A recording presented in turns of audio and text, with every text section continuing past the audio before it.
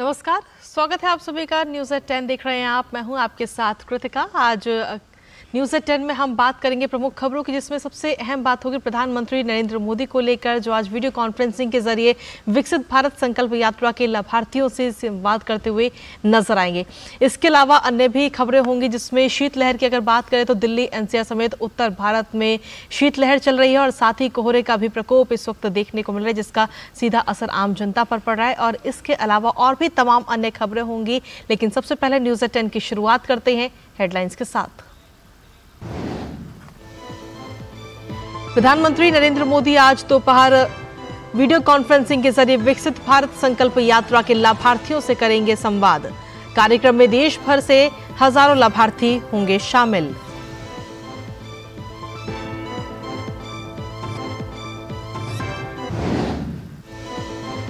रक्षा मंत्री राजनाथ सिंह आज जम्मू और राजौरी के दौरे पर रहेंगे। सीमावर्ती जिलों में हालिया आतंकवादी हमलों के मद्देनजर मौजूदा सुरक्षा हालात की करेंगे समीक्षा।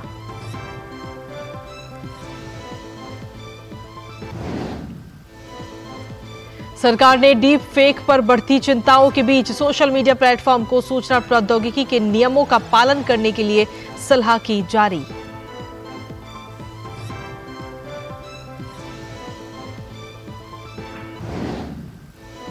सर्दी बढ़ने के साथ ही कोहरे की चादर में लिपटा उत्तर भारत। दिल्ली एनसीआर में दृश्यता बेहद कम। सड़क, रेल और हवाई यातायात हुआ प्रभावित।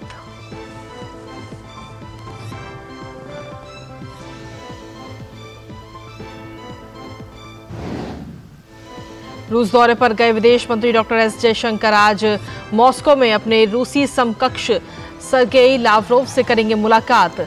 दोनों नेताओं के बीच यूक्रेन संकट, अफगानिस्तान और इजराइल हमास संघर्ष पर चर्चा होने की उम्मीद।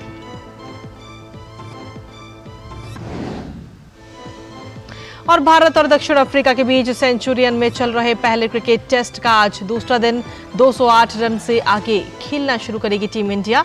पहले दिन भारत ने गंवाए 8 विकेट।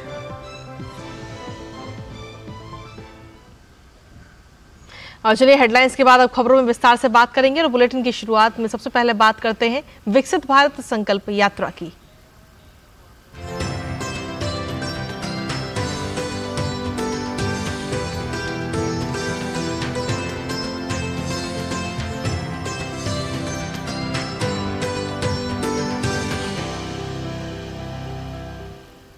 प्रधानमंत्री नरेंद्र मोदी आज वीडियो कॉन्फ्रेंसिंग के माध्यम से विकसित भारत संकल्प यात्रा के लाभार्थियों से बातचीत करेंगे और इस मौके पर प्रधानमंत्री कार्यक्रम में उपस्थित लोगों को संबोधित भी करेंगे। देश भर से विकसित भारत संकल्प यात्रा के हजारों लाभार्थी इस कार्यक्रम में शामिल होंगे। इस साल 15 नवंबर को विकसित भारत संकल्प यात्रा की शुरुआत की गई थी। यात्रा के लाभार्थियों से पीएम लगातार बातचीत कर रहे हैं। इससे पहले पीएम 3 बार वीडियो कॉन्फ्रेंसिंग के जरिए लाभार्थियों से बातचीत कर चुके हैं। अपनी वाराणसी यात्रा के दौरान भी पीएम ने लगातार 2 दिन विकसित भारत संकल्प यात्रा के लाभार्थियों से बातचीत की थी। सरकार के प्रमुख योजनाओं को अंतिम छोर तक पहुंचाने के उद्देश्य से विकसित भारत संकल्प यात्रा पूरे देश में चलाई जा रही है। यात्रा के माध्यम से सरकार की योजनाओं का लाभ समयबद्ध तरीके से सभी लक्षित लाभार्थियों तक पहुंचाने का कार्य किया जा रहा है। वहीं केंद्र सरकार की ओर से चलाई जा रही विकसित भारत संकल्प यात्रा उत्तर प्रदेश के तमाम जिलों में पहुंच रही है, जहां विकसित भारत संकल्प यात्रा के तहत केंद्र सरकार की ओर से चलाई जा रही जन कल्याणकारी योजनाओं की लोगों को जानकारी दी गई। बड़ी संख्या में लाभार्थियों ने सरकारी योजनाओं से अपने जीवन में आए तमाम बदलावों के बारे में बताया। आइए देखते हैं ये खास रिपोर्ट। केंद्र सरकार की ओर से चलाई जा रही विकसित भारत संकल्प यात्रा उत्तर प्रदेश के तमाम जिलों में पहुंच रही है। सीतापुर पहुंची यात्रा के दौरान यूपी के नगर विकास राज्य मंत्री राकेश राठौर गुरु ने प्रचार वाहन की उपयोगिता की सराहना करते हुए कहा कि भाजपा सरकारों में जनहित योजनाओं का लाभ सभी को बिना भेदभाव के मिल रहा है। विकसित संकल्प यात्रा जो चल रही है, इसके माध्यम से जो हमारे लोग वंचित रह गए हैं, कुछ लोग अभी योजना का लाभ नहीं पाए हैं, तो इस ईडी के माध्यम से, वैन के माध्यम से दर्शाया जा रहा है। जो 10 साल की योजना हमारी भारतीय जनता पार्टी की जो लक्ष्य था, जो एजेंडा था, उस पर हम लोग खरा खरा उतरे हैं और हमारे माननीय प्रधानमंत्री खरा उतरे हैं। और जैसे कहते हैं कि सबका साथ सबका विकास सब पे विश्वास, तो सबका ध्यान में रख के जो योजना आती है धरातल पे भारतीय जनता पार्टी कार्यकर्ता मंत्री सब मिलके और सहयोग भी अधिकारी मिलके सबको लगाया जाता है, तो सब लोग धरातल पे लगते हैं। इस दौरान विकसित भारत संकल्प यात्रा के तहत केंद्र सरकार की ओर से चलाई जा रही जन कल्याणकारी योजनाओं की लोगों को जानकारी दी गई। साथ ही लोगों को इन योजनाओं का लाभ कैसे मिले इसके बारे में उनको जागरूक किया गया। लोगों ने केंद्र के प्रयासों को सराहा और बताया कि कैसे उन्हें लाभ मिल रहा है। सर्वप्रथम धन्यवाद देना चाहता हूं मोदी जी को कि जिन्होंने हम जैसे गरीबों की तरफ नज़र उठाकर देखा और उनकी समस्याएं समझी और उन समस्याओं को लेकर उन्होंने जो हम लोगों के प्रति जो कदम उठाया है, इसके लिए हम उनका पूर्ण रूप से धन्यवाद देते हैं और उनकी कृतज्ञता जाहिर करते हैं।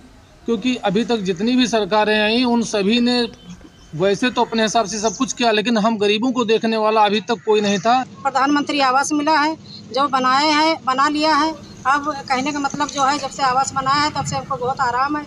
मोदी जी और योगी जी का कोटि कोटि धन्यवाद। वहीं लखनऊ के पारा क्षेत्र पहुंची यात्रा का बड़ी संख्या में लोगों ने स्वागत किया। इस अवसर पर लोगों को सरकारी योजनाओं की जानकारी दी गई और विभिन्न योजनाओं के लिए पात्र लोगों ने आवेदन किए। इस मौके पर विभिन्न योजनाओं का लाभ लेने वाले लाभार्थियों ने अपनी कहानी अपनी ज़बानी सुनाई। मंत्री योजना आवास मिला है। मेरा घर टूटा फटा था और रहने की दिक्कत थी। अब मेरा घर पक्का बन गया है। मेरी सारी समस्या लगभग दूर हो चुकी हैं। मुझे राशन भी मिल रहा है और मोदी सरकार की जितनी भी योजनाएं हैं वो सब मुझे मिल रही हैं। हम पहले करकट में रहते थे, अब जब से मिला है हमको मकान तब से हम लोग अच्छे से रह रहे हैं। हमको राशन भी मिलता है, अब हम लोग खुशहाल से रहते हैं। पूरे देश में विकसित भारत संकल्प यात्रा निकाली जा रही है, जिसमें LED युक्त वाहन के माध्यम से लोगों को जागरूक किया जा रहा है। Bureau report, DD news.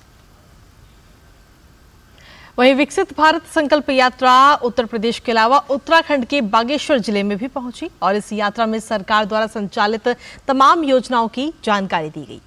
कार्यक्रम के दौरान LED वैन के माध्यम से भी लोगों को सरकार की विभिन्न योजनाओं के बारे में बताया गया। आइए देखते हैं ये खास रिपोर्ट।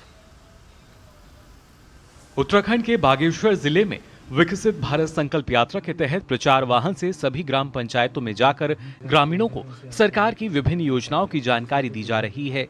ग्रामीणों को LED के माध्यम से भी यात्रा का उद्देश्य बताने के साथ ही पात्र लाभार्थियों को योजनाओं से जोड़ा जा रहा है।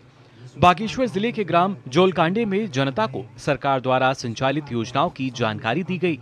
विभिन्न विभागों के अधिकारियों द्वारा ग्रामीणों तक सरकार की विभिन्न जन कल्याणकारी योजनाओं की जानकारियों को जनता तक पहुंचाया जा रहा है, ताकि जन समुदाय के साथ ही किसानों को इसका लाभ मिल सके। ग्राम्य विकास विभाग से जो भी योजनाएं संचालित की जाती हैं, भले वो मनरेगा हो, NRLM हो, प्रधानमंत्री आवास योजना है, उनके बारे में हमारे द्वारा यहाँ पर जानकारी दी गई है। और जैसे कि प्रधानमंत्री आवास योजना में यहाँ पर विगत 22-23 वित्तीय वर्ष 22-23 तक हमारे 21 आवास बन चुके हैं और अभी वर्ष 23-24 में 7 आवास हमारे प्रगति पर हैं। यहाँ पर 7 प्रधानमंत्री आवास इस वर्ष हम पूर्ण कर लेंगे बहुत शीघ्र ही। और ग्राम विकास की समस्त योजनाओं का ग्राम पंचायत को लाभ मिल रहा है और हर योजना से यहाँ पर लाभान्वित किया जा रहा है। विकसित भारत संकल्प यात्रा का रथ पहुंचने पर ग्रामीणों ने बताया कि इस कार्यक्रम से उन्हें कई तरह की जानकारी मिली है, जिसका फायदा उन्हें मिल रहा है। जो सम्मान निधि मिल रही है हमें प्रति साल में 6,000 रुपये जो मिल रही है हमें, वो मेरे को ही नहीं, मेरे जितने भी समस्त ग्रामवासी हैं, हमारे क्षेत्रवासी हैं, लगभग उसका लाभ 100% यानी कि उसका लाभ हमें मिल रहा है आज यहाँ पे। तो लोग, मैं तो ये कह रहा हूँ कि इससे अच्छी योजना है मेरे ख्याल से सरकार की या हमारे देश के यशस्वी प्रधानमंत्री जी की, और कोई योजना ऐसे है नहीं। वैसे उनकी जितनी भी योजनाएं हैं वो उनका हम कोई बखान इतना कर नहीं सकते, क्योंकि हमारे पास कोई ऐसे शब्द नहीं है कि उनके जो भी उनकी प्रशंसा की जाए। भारत विकास संकल्प यात्रा मोदी जी की है। ये हम लोगों को गांव-गांव में मोदी जी के द्वारा किए गए विकास और दिए गए लाभ को ग्रामीण तक पहुँचे, यानी फिर उसकी जानकारी के लिए यहाँ पहुँची, उनका धन्यवाद है। हमारे गांव में कई लोगों को उन्होंने कच्चे मकानों को, मतलब कच्चे मकान थे, उन लोगों को 1,50,000 रुपये देकर उनको नव निर्माण के लिए उन पक्के उसको पक्के मकान में तब्दील करके उनमें रहने का आशय दिया मोदी जी ने। और मेरे ग्राम में लगभग और उज्ज्वला योजनाएँ और कृषि संबंधी योजनाएँ, किसान मानदेय योजनाएँ, जितनी भी हैं योजनाएँ आप सरकार द्वारा दी जाती है। ग्रामीणों को सरकार द्वारा चलाई जा रही किसान सम्मान निधि, किसान क्रेडिट कार्ड, फसल बीमा योजना के बारे में जानकारी दी गई। ग्रामीणों ने प्रधानमंत्री मोदी का जनता के लिए हितकारी योजनाओं को लाने के लिए हार्दिक आभार और धन्यवाद किया। मोदी जी, आपको हमारा बार बार धन्यवाद। आपने हमें बहुत सहयोग दिया। आपके वजह से हमारे टूटे हुए घर अच्छे पक्के बन गए हैं। कार्यक्रम के दौरान एलईडी के माध्यम से भी लोगों को भारत सरकार की विभिन्न योजनाओं के बारे में भी जानकारी दी गई। Bureau report, DD news. वहीं प्रधानमंत्री नरेंद्र मोदी ने सऊदी अरब के क्राउन प्रिंस मोहम्मद बिन सलमान से फोन पर बातचीत की। दोनों नेताओं के बीच हुई वार्ता में विभिन्न मुद्दों पर विचार विमर्श किया गया। दोनों नेताओं ने भारत और सऊदी अरब के बीच भविष्य की रणनीतिक साझेदारी पर चर्चा की। बातचीत के दौरान पश्चिम एशिया के हालात पर भी विचारों का आदान प्रदान किया गया। दोनों नेताओं ने आतंकवाद, हिंसा और आम नागरिकों की मौत को लेकर चिंताएं साझा की। प्रधानमंत्री नरेंद्र मोदी और सऊदी अरब के क्राउन प्रिंस मोहम्मद बिन सलमान क्षेत्र में शांति, सुरक्षा और स्थिरता के लिए मिलकर काम करने पर सहमत हुए।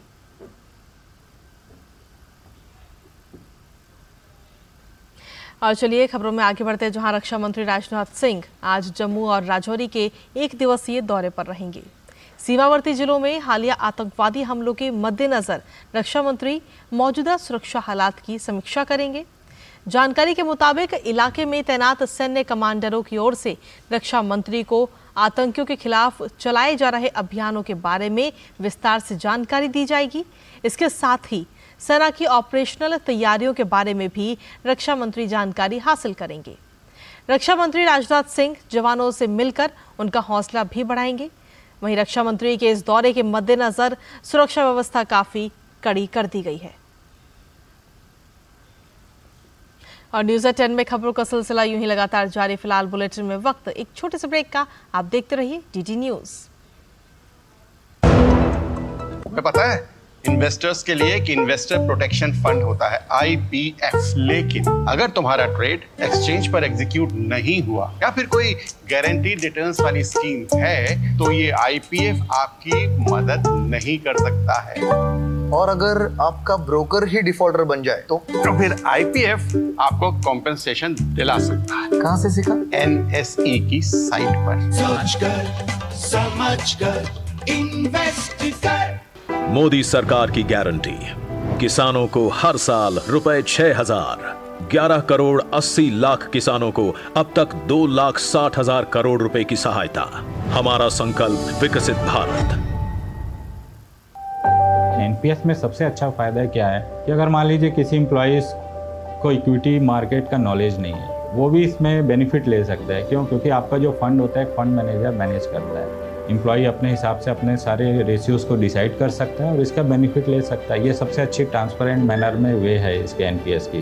दूसरा है कि आप इसके ऐप को भी डाउनलोड कर सकते हैं, उससे आप रेगुलर अपना मॉनिटरिंग कर सकते हैं। अपने बेहतर कल को सुनिश्चित करने के लिए एनपीएस जरूरी है। पापा ये सब? हाँ, जो चीजें सालों से बेवजह पड़ी हो उन्हें हटा देना चाहिए। ये भी दादाजी की पुरानी पासबुक और FD। अरे ये कैसे रह गया? पैसे गए? नहीं, उपाय है। बैंक खाते को संचालित करते रहना चाहिए वरना खाता इनऑपरेटिव हो जाता है। ऐसे में बैंक से संपर्क करें, खाता सक्रिय करवाएं और आपकी रकम जो है उसे ब्याज समेत क्लेम करें। दादू ये RBI कहता है जानकार बनिए, सतर्क रहिए। सही कह रहा है। दादी, आज भी आपकी चाय की दुकान बंद थी? 1 महीने से बीमार हूँ, काम बंद और इलाज का खर्चा अलग। आयुष्मान कार्ड नहीं बनवाया? नाम सुना है, कहाँ बनवाना है, कैसे बनवाना है, इस उम्र में भाग दौड़। कार्ड अभी बन जाएगा। आयुष्मान ऐप पर जाकर अपना या परिवार के सदस्य का नाम लाभार्थी सूची में ढूंढें। आधार, OTP या फेस ऑथ द्वारा ऑथेंटिकेट करें। डिटेल्स भरें। अब मोबाइल से फोटो खींचकर अपलोड करें। बन गया। अब ठीक होकर अपने हाथ की चाय पिला दो। और एक प्रकार से PM जय अब गरीबों की जय बन गई है। 5 लाख तक के मुफ्त उपचार की गारंटी। स्वास्थ्य का वरदान आयुष्मान। और ब्रेक के बाद एक बार फिर से स्वागत आप सभी का। न्यूज़ एट 10 में बढ़ते हैं आगे, जहां रेलवे में जमीन की बदली नौकरी से जुड़े धन शोधन मामले में ईडी ने आज बिहार के पूर्व मुख्यमंत्री लालू प्रसाद यादव को अपना बयान दर्ज करने के लिए बुलाया है। लालू यादव को धन शोधन रोकथाम अधिनियम के तहत उनके बयान रिकॉर्ड करने के लिए आज जांच एजेंसी के दिल्ली दफ्तर में आने के लिए कहा गया है। इस मामले में ईडी ने इस साल अप्रैल महीने में तेजस्वी यादव से भी पूछताछ की थी। रूस दौरे पर गए विदेश मंत्री डॉक्टर एस जयशंकर आज मॉस्को में अपनी रूसी समकक्ष सर्गेई लावरोव से मुलाकात करेंगे। दोनों नेताओं के बीच हिंद प्रशांत क्षेत्र में सुरक्षा, यूक्रेन और अफगानिस्तान की स्थिति के साथ साथ इजराइल फिलिस्तीन टकराव पर भी चर्चा होने की उम्मीद है। बीते रविवार को 4 दिन की अपनी रूस यात्रा पर मॉस्को पहुंचे विदेश मंत्री डॉक्टर एस जयशंकर अपने रूसी समकक्ष के साथ संयुक्त राष्ट्र, शंघाई सहयोग संगठन और G20 के विषय पर अलग से चर्चा करेंगे। साथ ही आने वाले साल में रूस की ब्रिक्स अध्यक्षता की प्राथमिकताओं पर भी चर्चा की जाएगी। इससे पहले विदेश मंत्री डॉक्टर एस जयशंकर ने मंगलवार को भारत रूस द्विपक्षीय आर्थिक सहयोग पर रूसी उप प्रधानमंत्री और उद्योग तथा व्यापार मंत्री डेनिस मोंटरोव के साथ एक व्यापक और सार्थक बैठक की। दोनों नेताओं ने व्यापार, वित्त, कनेक्टिविटी, ऊर्जा, नागरिक उड्डयन और परमाणु क्षेत्रों में महत्वपूर्ण प्रगति पर बात की। डॉक्टर एस जयशंकर ने नए अवसरों की खोज पर ज्यादा ध्यान देने की सराहना की। मंत्रियों ने विभिन्न आयामों में द्विपक्षीय सहयोग को अधिक संतुलित और टिकाऊ बनाने पर भी चर्चा की। उन्होंने रूसी सुदूर पूर्व पर सहयोग के कार्यक्रम को भी अंतिम रूप दिया। और वहीं देश भर में ठंड का कहर बढ़ता जा रहा है। देश की राजधानी हो या देश के प्रमुख शहर, ठंड का प्रकोप सभी पर छाया हुआ है। राजधानी दिल्ली में आज भारी कोहरा देखने को मिला, जिसके कारण तापमान में भी काफी गिरावट हुई। दिल्ली से सटे यूपी के शहर नोएडा में भी ठंड और कोहरे से लोग बेहाल नजर आए।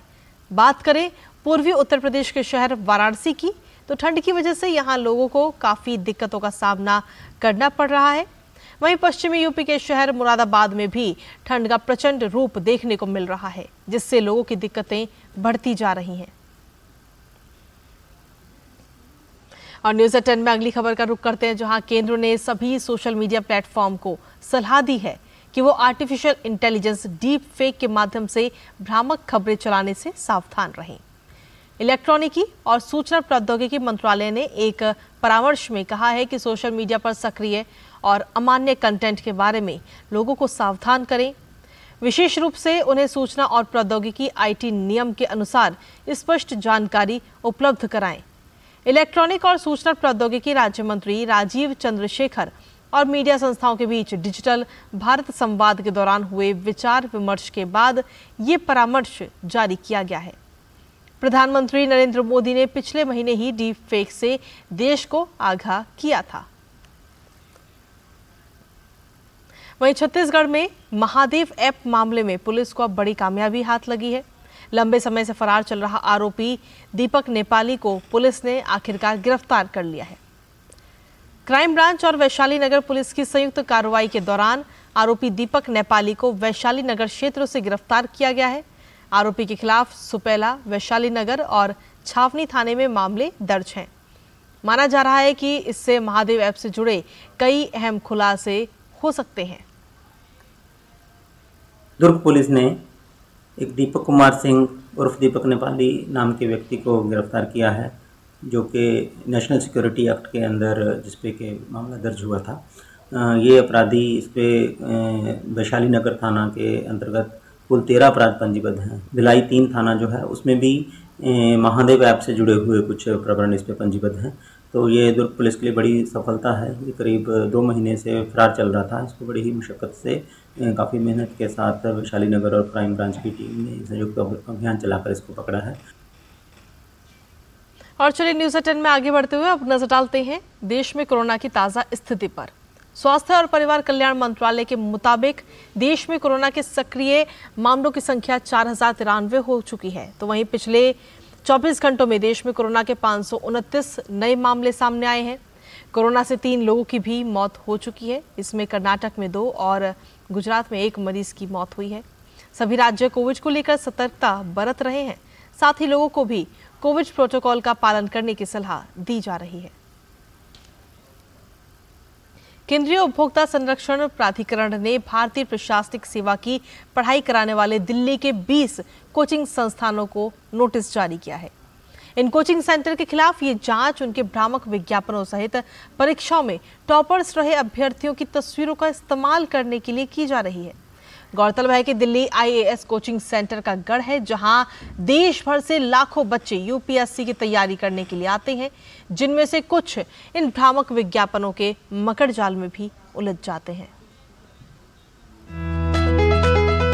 ग्रेजुएशन पास करते ही UPSC परीक्षा क्रैक करने का लक्ष्य साधे युवाओं का अगला पड़ाव होता है दिल्ली, देश की राजधानी, जहां मुखर्जी नगर, करोल बाग, रंजीत नगर जैसी जगहों पर बने कोचिंग सेंटर बड़े बड़े ऑफर और रेट लिस्ट के साथ तैयार बैठे हैं। अपने को अव्वल दिखाने की रेस में कोई संस्थान पीछे नहीं छूटना चाहता।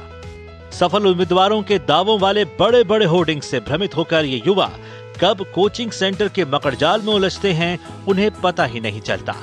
जो युवा पैसे खर्च कर सकते हैं, वो महंगे से महंगे कोर्स और सेंटर को चुनते हैं। जो गरीब हैं, उन पर भी टॉप आने का मानसिक दबाव इन सेंटर तक खींच ही लाता है। जिम्मेदारी जो है स्टूडेंट की भी उतनी ही है जितनी कि कोचिंग इंस्टीट्यूट की है, और बहुत सारे कोचिंग इंस्टीट्यूट तो मजबूरी में खुले हैं। 4 अटैम्प्ट दिया, 6 अटैम्प्ट दिया, नहीं हुआ तो इंस्टीट्यूट खोल दिया, या फिर जिन्होंने मार्केट बना दिया है।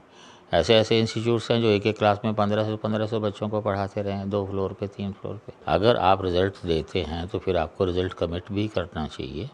आपने क्लासेस की और आपका जिम्मेदारी ख़त्म। एक्चुअली इस स्टूडेंट को आपकी ज़रूरत तब पड़ती है जब आपकी क्लासेस ख़त्म हो जाती हैं। बीते दिनों केंद्रीय उपभोक्ता संरक्षण प्राधिकरण ने भारतीय प्रशासनिक सेवा की पढ़ाई कराने वाले दिल्ली के 20 कोचिंग सेंटरों को नोटिस जारी किया है। CCPA ने ऐसे विज्ञापनों पर स्वतः संज्ञान लेते हुए उपभोक्ता संरक्षण अधिनियम 2019 की धारा 2(28) के प्रावधानों के उल्लंघन के लिए इन सेंटर्स के खिलाफ नोटिस जारी किया है। CCPA ने कहा कि संस्थान सफल उम्मीदवार के साथ विज्ञापन में ये जाहिर करे कि उसने किस विषय में संस्थान से पढ़ाई की थी। एक दिन के लिए भी मॉक इंटरव्यू के लिए केवल एक सेटिंग भी जाता था तो ऐड में ऐसा जाता था जैसे लगता था कि पूरी कोचिंग वहाँ से की है। और इस कारण जब ये ऐड जाता था तो ऑल ओवर इंडिया जो सीरियस एस्पिरेंट होता था वो भी दिग्भ्रमित हो जाता था कि आखिर हमें जाना कहाँ है। क्योंकि पहले ऐसी कैप नहीं थी तो इंटरव्यू के बच्चों को ही पूरा अपना स्टूडेंट दिखाने की एक परंपरा रही थी। इस रेगुलेशन से थोड़ी क्लैरिटी आएगी, ट्रांसपेरेंसी आएगी। सालों साल तपस्या कर UPSC क्रैक करने वाले युवाओं की सफलता के कई दावेदार पैदा हो जाते हैं। बाजार उनकी कामयाबी को अपने हिसाब से भुनाने लगता है। एक सफल चेहरा कई संस्थानों की होर्डिंग में नजर आने लगता है। मुझे लगता है कि पर्सनली हम ऐसा कर सकते हैं, पहले एग्जाम्स की क्या नीड है हम देख के फिर अपना, हमें अगर लगता है कि हम खुद से कर सकते हैं तो खुद से करना प्रेफर कर सकते हैं। अगर नहीं कर सकते तो कोचिंग में जाके एक बार देख सकते हैं। तो आप कोचिंग किस तरीके से कर सकते हैं कि आप पहले विजिट करें कम से कम 4 से 5 कोचिंग इंस्टीट्यूट में अगर आपको लेना है तो उसके बाद उसका पैकेज देखें कि क्या है, सिलेबस का ड्यूरेशन कितने टाइम में है, कितने वक्त में सिलेबस कंप्लीट करा दे रहे हैं, कितना सिलेबस कंप्लीट करा रहे हैं, 70% 80% आपको कितना करना है, ये चीज़ भी देखें। उसके बाद में देखें मटेरियल क्या क्या प्रोवाइड हो सकता है वहाँ से। मेरे भी पेरेंट्स की यही साइकोलॉजी हो गई थी। उन्होंने बोला कि ये कोचिंग अच्छा है, ये सर हमेशा यूट्यूब पे शॉर्ट्स पे आते रहते हैं, लेकिन इन जनरल वो टीचर 2 ही 3 क्लासेस लेते हैं और बाकी तो उनके अदर स्टाफ ही रहते हैं। तो पेरेंट्स को लगता है कि होल सम यही पढ़ाएंगे पूरा सिलेबस, क्योंकि पेरेंट्स को तो इतना इन डेप्थ नॉलेज नहीं होता है, क्योंकि हर पेरेंट्स उतना एजुकेटेड नहीं होता है, स्पेशली रूरल एरिया से। UPSC परीक्षा के लिए कोचिंग या सिर्फ सेल्फ स्टडी, या दोनों विकल्प सभी खुले हैं। चुनना युवाओं को ही है, लेकिन जरूरत युवाओं को भ्रामक दबाव से बचाने की है। UPSC क्रैक करने का सपना लिए तमाम युवा जो हैं वो दिल्ली का रुख करते हैं और ऐसे में वो कोचिंग सेंटर की ओर जाते हैं जहां उन्हें कई बार भ्रामक प्रचार का भी सामना करना पड़ता है। CCPA की जो नई गाइडलाइंस है वो कम से कम इस बार तमाम कोचिंग संस्थानों को जिम्मेदारी पूर्वक प्रचार करने के लिए बाध्य करती है। कैमरामैन अश्विनी के साथ चंद्रशेखर, DD न्यूज़, दिल्ली। और न्यूज़ 10 में खबरों का सिलसिला लगातार जारी। फिलहाल वक्त एक छोटे से ब्रेक का, आप बने रहिए हमारे साथ। सर बेरी पुलाव ट्राई करो, मस्त है। कैसा है? अरे उसको काहे को घूरता है, टिप्स इग्नोर करने का, अपना दिमाग लगाकर ऑर्डर देने का। मार्केट का स्टॉक टिप्स बहुत लोग देता है, डेंजरस हो सकता है। कंपनी और रिस्क पूरा समझने का, फिर इन्वेस्ट करने का। समझ कर इन्वेस्ट कर। मेरा काम वाइंडिंग का है, रिपेयरिंग का करता हूँ, मजदूरी का लाइन है। अब आज तो मेरा शरीर काम कर रहा है, कल मेरा शरीर नहीं काम करेगा तो मुझे कौन सपोर्ट करेगा? पेंशन नहीं है तो जीवन नहीं है। फिर ये ऐसा है जैसे शरीर के अंदर खून का होना, अगर खून नहीं है तो शरीर बेकार है। एनपीएस में जो मेरी आमदनी है उसमें मैं थोड़ा जमा कर लेता हूँ और मुझे पूरा यकीन भी है कि मेरा बुढ़ापा सही कटेगा पेंशन के थ्रू। अपने बेहतर कल को सुनिश्चित करने के लिए एनपीएस जरूरी है। और ब्रेक के बाद एक बार फिर से स्वागत आप सभी का। इजरायली राजदूतावास के बाहर मंगलवार को घटी घटना को देखते हुए इजरायल राष्ट्रीय सुरक्षा परिषद ने भारत और विशेष रूप से दिल्ली में रहने वाले इजरायली लोगों के लिए एडवाइजरी जारी की है। इसमें कहा गया है कि भीड़भाड़ वाले स्थानों जैसे मॉल, बाजार में जाने से बचने का प्रयास करें। सार्वजनिक स्थानों जैसे रेस्तरां, होटल और इस तरह की अन्य जगहों पर जाने में अधिक सतर्कता बरतें। इसके साथ ही बड़े आयोजनों में भाग लेने से बचने की भी सलाह दी गई। इसमें यह भी कहा गया कि इजरायली नागरिक सोशल मीडिया पर अपनी यात्रा से जुड़ी तस्वीरें और जानकारी साझा करने में भी सतर्कता बरतें। इसके साथ ही इजरायली प्रतीकों को भी प्रदर्शित करने से बचने के लिए कहा गया है। अब बात खेल की खबरों की, जहां भारत और दक्षिण अफ्रीका के बीच 2 टेस्ट मैचों की सीरीज का पहला मुकाबला सेंचुरियन के सुपर स्पोर्ट पार्क में खेला जा रहा है और आज मुकाबले के दूसरे दिन टीम इंडिया 208 रनों से आगे खेलना शुरू करेगी। पहले दिन बल्लेबाजी करते हुए टीम इंडिया ने 59 ओवर में 8 विकेट खोकर 208 रन बनाए हैं। बारिश के कारण पहले दिन पूरा खेल नहीं हो पाया। निर्धारित 90 ओवर में से 31 ओवर नहीं फेंके जा सके और इसकी भरपाई के लिए आज खेल 30 मिनट पहले ही शुरू होगा। वहीं क्रीज पर मौजूद लोकेश राहुल और मोहम्मद सिराज की कोशिश आज भारत के लिए तेजी से रन बनाने की होगी। और इसी के साथ फिलहाल न्यूज़ एट 10 में मेरे साथ इतना ही। ब्रेक के उस पार देखिए हमारा खास कार्यक्रम भारत एट 2023 पर।